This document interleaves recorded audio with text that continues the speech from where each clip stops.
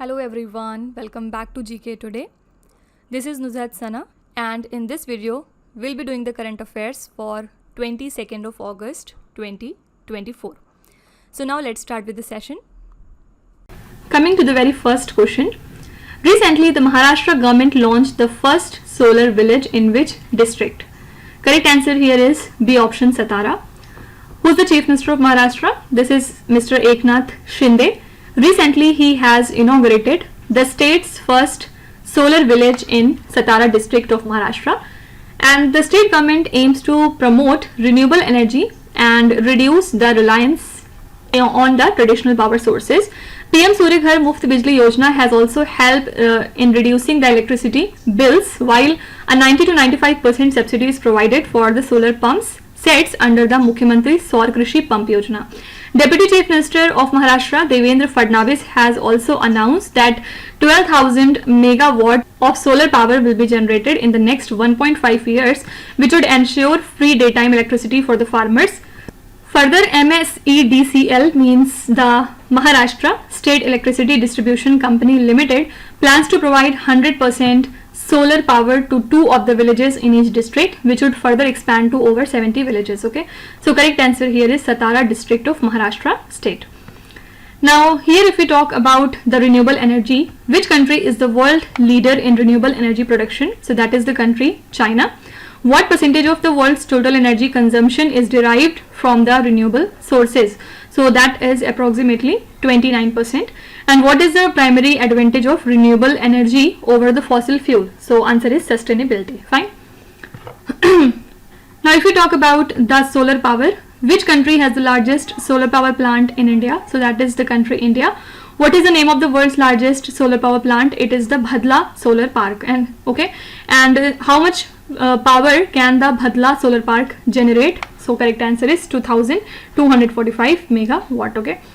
Now if we talk about some electricity subsidy programs, which Indian state launched the Kusum scheme, where Kusum stands for Kisan Urja Suraksha Evam Utthan Mahabhiyan? Correct answer here is Haryana. Which sector benefits most from the electricity subsidy programs in India? So that is agriculture. And what is the main purpose of Mukhyamantri Saur Krishi Pump Yojana? So main purpose is to provide solar pump sets to the farmers. Okay. Moving to the next question. Ranthambore Tiger Reserve, recently seen in the news, is located in which Indian state? Correct answer is A option, Rajasthan. Actually the forest department has fined 14 SUV owners 1 lakh rupees each for illegally entering this Ranthambore Tiger Reserve during an adventure rally. Okay, and this RTR is located at the junction of the Aravallis and the Vindhyan ranges, which is 14 kilometers away from the Savai Madhopur, Rajasthan. Also, it is one of the northern India's largest tiger reserve that covers an area of 1411 square kilometers. Once it was also a royal hunting ground. Okay. The reserve features diverse landscapes including the Ranthambore Fort, rivers Chambal and Banas, and the lakes like Padam Talab. So the great boundary fault marks where the Vindhya plateaus meet the Aravallis. Okay. Simply we have to remember the location of Ranthambore Tiger Reserve. It lies in the state of Rajasthan. If you are asked that when was the Ranthambore Tiger Reserve established, so it was established in 1980. Which dynasty built the Ranthambore Fort? So it was built by Chauhan dynasty. Okay. Now if we talk about the Aravalli ranges, which is the highest peak of Aravalli ranges? It is the Guru Shikhar peak. And which mineral is predominantly mined in the Aravallis? So that is the marble. Okay. Also there is an ancient city which lies in the Aravalli ranges, and it is the Udaipur city. Similarly, if we talk about the Vindhyan ranges, which river originates in the Vindhyan ranges? It is the Chambal river. Which plateau is formed by the Vindhyan ranges? So that is Malwa plateau. Moving to the third question. Which institution is associated with rapid innovation and startup expansion, means RISE Accelerator program, that was recently seen in the news? Correct answer here is C option, Atal Innovation Mission. Okay. So Atal Innovation Mission and CSIRO from Australia, they are inviting Indian and Australian startups and MSMEs to apply for the Climate Smart Agri-Tech cohort of the India-Australia RISE Accelerator. Okay. So it was launched in 2023 and it basically supports the innovative agri-tech solutions for shared environmental and climate challenges between India and Australia. Further, the program helps the businesses aiming for international expansion, particularly those who focuses on enhancing the agricultural productivity and resilience. So selected participants will engage in a 9-month program with online learning, in-person sessions, field trials and technology pilots in both the countries, where the farmer needs and practices would be emphasized. Okay, so Atal Innovation Mission is associated with RISE Accelerator program. Fine. Now talking about the Atal Innovation Mission, name the year in which Atal Innovation Mission was established in India. So it was 2016. Who is the current CEO of Atal Innovation Mission? Don't forget his name. He is the Chintan Vaishnaw. Okay, Dr. Chintan Vaishnaw is the current CEO of Atal Innovation Mission, and Atal Innovation Mission is a flagship initiative of Indian government's Niti Aayog, right? So you can be asked that which government department oversees the Atal Innovation Mission. So that is the Niti Aayog. Similarly, if you talk about the CSIRO, what is the full form? First of all, so full form is Commonwealth Scientific and Industrial Research Organization. It was founded in Australia in 1916. Also, what is the name of CSIRO supercomputer that is used for research? So the name is the Gadi. Okay. Moving to the next question. Port Esbjerg, recently seen in the news due to the visit of Ines Tabor, is located in which country? This port lies in the country Denmark, and Indian Navy's stealth frigate Ines Tabor arrived in the country Denmark for a 2-day visit, and this visit aims to enhance the India-Denmark relations, focusing on naval cooperation and cultural exchange. Okay, so the crew will engage in professional interactions with the Danish armed forces. India and Denmark have also strong diplomatic relations, elevated to a green strategic partnership that was signed in 2020. So Ines Tabor is basically the part of Indian Navy's Western Fleet, and it is equipped with advanced weapons and the sensors. Also, it plays a key role in India's naval operation, right? So who has led our Ines Tabor? This is Captain M.R. Harish. Okay, so who has led the Ines Tabor in Denmark? So this is Captain M.R. Harish. Now talking about Ines Tabor, the questions you can be asked is, first of all, which class of stealth frigate does Ines Tabor belong to? So it is a stealth frigate that belongs to Talwar class.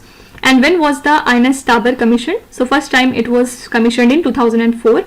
Which shipyard in Russia built Ines Tabor? So that is the Baltic shipyard. Okay. Moving to the next question. Recently, the Defence Minister inaugurated the new Indian Coast Guard Maritime Rescue Coordination Center in which Indian city? Correct answer is D option, Chennai. Raksha Mantri Rajnath Singh has inaugurated the new Indian Coast Guard Maritime Rescue Coordination Center in Chennai in the state of Tamil Nadu. Okay. Also, he virtually launched the Regional Marine Pollution Response Center in Chennai and the Coast Guard in Air Enclave in Puducherry.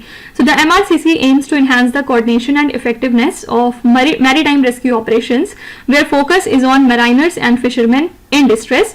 The center is equipped with advanced distress monitoring systems and real-time communication tool. Okay, so our Defence Minister Rajnath Singh has inaugurated the new Indian Coast Guard Maritime Rescue Coordination Center in the city of Chennai. Talking about Indian Coast Guard, in which year was the Indian Coast Guard officially established? So it was established in the year 1978. Which Indian Coast Guard ship was the first to be commissioned? So this is ICGS Rajhans. And similarly, if we talk about the maritime rescue, which global organization coordinates maritime search and rescue operations? So this is International Maritime Organization. Headquarters lies in London, right? And you can also be asked that which ocean is considered the most polluted in terms of plastic waste? So this is the Pacific Ocean. Okay. And if you talk about Chennai city, first of all, you can be asked that what is the historical name of Chennai? So earlier name of Chennai is Madras, and there is a famous UNESCO World Heritage Site in Chennai named as Mahabalipuram. You can be definitely asked about the location of Mahabalipuram as a static GK fact. So it lies in the state of Tamil Nadu. What is the name of the airport that lies in Chennai? So it is the Chennai International Airport. Okay. Moving to the next question. Which organization recently launched the Multidimensional Vulnerability Index? This index has been published by United Nations General Assembly. They have launched the Multidimensional Vulnerability Index to help the small island states and the developing countries to have access low interest financing. Okay. So this is a new international benchmark for measuring the vulnerability and resilience in sustainable development at the national level. Also, it complements traditional metrics like GDP by addressing the specific needs of countries with unique vulnerabilities that do not qualify for low interest financing based solely on GDP per capita. So currently United Nations is working with small island and developing states to develop and implement the multidimensional vulnerability index. Okay, so United Nations General Assembly has launched the multidimensional vulnerability index. Talking about United Nations General Assembly, what year was the United Nations General Assembly established? So it was established in 1945. Headquarters of UNGA lies in New York City, and which body serves as the main policy setting organ of United Nations? That is also United Nations General Assembly, right? And if we talk about this index, means multi-dimensional vulnerability index, the questions you can be asked are: which organization recently launched the MVI? So that is United Nations General Assembly. What does this index measure? So it measures the vulnerability and resilience in sustainable development. Which countries benefit most from the MVI? So these are small island states in developing countries, right? And you can be asked about the full form of SIDS. What is the full form of SIDS? It stands for Small Island Developing States. And which region has the highest number of SIDS? So maximum number of SIDS is found in Caribbean. Okay. Also, talking about GDP, you can be asked about its full form. So what does GDP stands for? It is Gross Domestic Product. And which country currently has the highest GDP per capita? So that country is Luxembourg. Okay. Moving to the next question. Haki Piki tribe, that is very famous, recently seen in the news, is a major tribal community of which Indian state? Haki Piki tribe is a major tribal community of Karnataka state. Why they came into news? Because of their hair oil industry. Traditionally, they are semi-nomadic bird catchers and hunters. Also, they live mainly in Karnataka's different districts like Shivamogga, Davanagari and Mysore district, and they are expected to be migrated from northern India. Okay, this tribe is recognized as the scheduled tribe in India, and they speak the language Wagri. Don't forget it. Okay, this is an Indo-Aryan language, and also they use the Kannada language for their business purposes. And also don't forget that UNESCO has listed the Wagri language as endangered. Oh, fine. So Haki Piki tribe is predominantly found in the state of Karnataka. Okay. Now here, if we talk about the scheduled tribes in India, which article of Indian Constitution deals specifically with the recognition of scheduled tribes? So this is the article number 342. The Scheduled Tribes and Other Traditional Forest Dwellers Recognition of Forest Right Act was enacted in which year? So that is the year 2006. Which state in India has the highest number of recognized scheduled tribes as per the census of India? So this is the state Odisha, right? Now, which organization maintains the Atlas of the World's Languages in Danger? So this is the work of UNESCO. Approximately how many languages are classified as endangered globally? So these are around 2500 languages. And what is the basic purpose of UNESCO's Endangered Languages program? So basic aim here is to protect and promote linguistic diversity. Okay. There is a famous semi-nomadic tribe in India named as Rabri. It is known for their expertise in both agriculture and animal husbandry. Okay, they are primarily found in the state of Gujarat.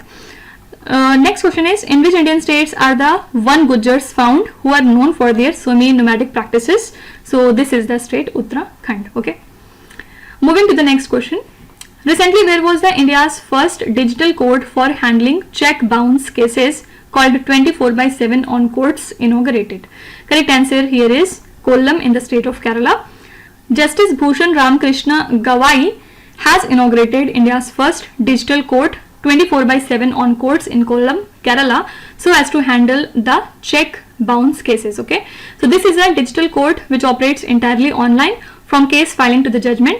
Basic aim here is to increase the efficiency and reduce the case backlog, and the court will start accepting the check bounce cases in September 2024, and they may set a precedent for similar courts in Kerala.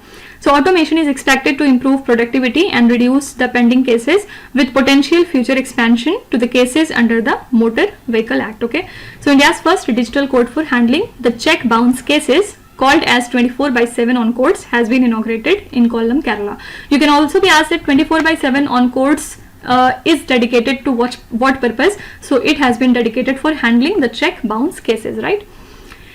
If we talk about the concept of digital courts, which country launched the first fully digital court? So that country is UK. When did the Singapore establish their first digital court for community dispute? So this is the year 2015. And which software platform is commonly used by the US digital court? This is a very famous software platform named as Tyler Technologies Odyssey, right? And if we talk about the check bounce cases, Under which section of Negotiable Instruments Act is a check bounce case filed in India? So this is section number 138 of Negotiable Instruments Act, and also 30 days is the time limit to file a check bounce case in India after receiving the bank memo, right? And what is the penalty for dishonoring a check under the Negotiable Instrument Act? So your penalty would be double the check amount or 2 years of imprisonment, or you can be fined with both. Okay, correct answer is double the check amount or 2 years imprisonment or both. Now, which country implement artificial intelligence systems to assist the judges in evaluating the criminal cases in 2017? So this is the country China. And what is the primary goal of judicial automation? Basic aim here is to improve efficiency and reduce the case backlog. Which Indian state introduced the e-court to digitize the cross-court proceedings into 2010? So this is the state Andhra Pradesh. Okay. Moving to the next question. Recently, the winners of 70th National Film Awards were announced by which ministry? Correct answer here is C option, Ministry of Information and Broadcasting. The winners were recently announced by the Ministry of Information and Broadcasting, and the National Film Awards was established in the year 1954.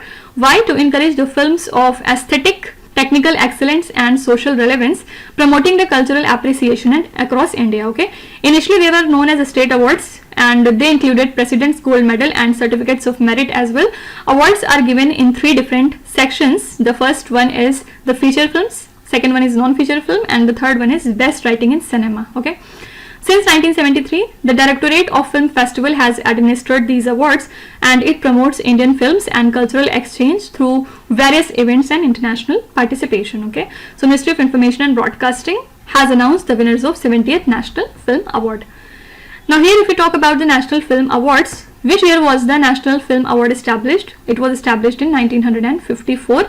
Basic purpose of National Film Award is to encourage aesthetic, technical excellence and social relevance. Who administers the National Film Award since 1973? So this is Directorate of Film Festival. Okay. And if we talk about Directorate of Film Festival, what is their key responsibility? So basic responsibility of their is to administer the National Film Award. And which international event does the Directorate of Film Festival organize annually? It is the IFFI, means International Film Festival of India. Fine. First time International Film Festival of India was conducted in 1952. And similarly, if we talk about Ministry of Information and Broadcasting, which Indian government body announced the winners of the 70th National Film Award? Very obvious answer is Ministry of Information and Broadcasting. What is the main purpose of Ministry of Information and Broadcasting? So purpose is to regulate and develop broadcasting and film industries. And in which year was the Ministry of Information and Broadcasting established? So it was established in 1947.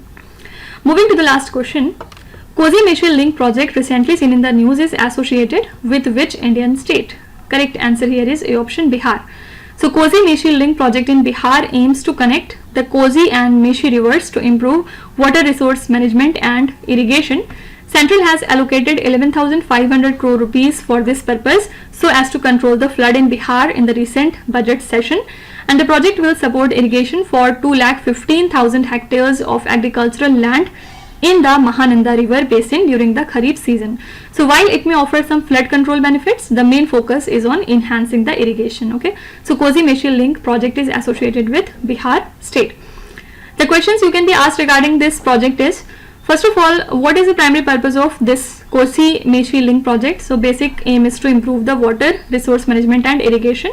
Then you can be asked that which river basin will benefit from the Kosi-Meshi Link project. So that is the Mahananda River basin. Okay. Now you can be asked about the location of Kosi River. In which Indian state is the Kosi River primarily located? It lies in Bihar.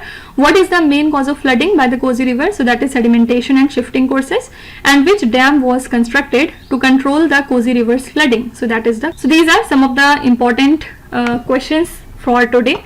And now we will move to our revision slides. And today we will be revising which 3 topics? The first one would be awards and honors slides, second would be important locations, means places in news, and the third would be important days and events. Okay. First of all, let's move to awards and honors revision question. The first question is peace activist Ali Abu Awad, who is one of the 2 recipients of Indira Gandhi Prize for Peace, Disarmament and Development for 2023 belongs to. Here correct answer is Palestine. He is from Palestine. Next question is Sundara Rajan Padmanabhan, who recently passed away, was former chief of which armed force? He was the former chief of Indian Army. Koya tribe is an indigenous tribe of which Indian state? This tribe is found in Andhra Pradesh. Which Indian received NASA Impact Planet Award 2023? This award has been presented to Dr. Sujit Roy. Recently, who has become the first woman to be appointed the Director General of Medical Services? Correct answer is Lieutenant General Sadhana Saxena Nair. Saulus Klaus Chilima, who recently passed away in a plane crash, was the Vice President of which country? So, Saulus Klaus Chilima was the Vice President of the country Malawi. Recently, who has been selected for Assam's highest civilian honor named as Assam Vaibhav? This is Ranjan Gogoi. Okay. Our next category is the locations, means places in news.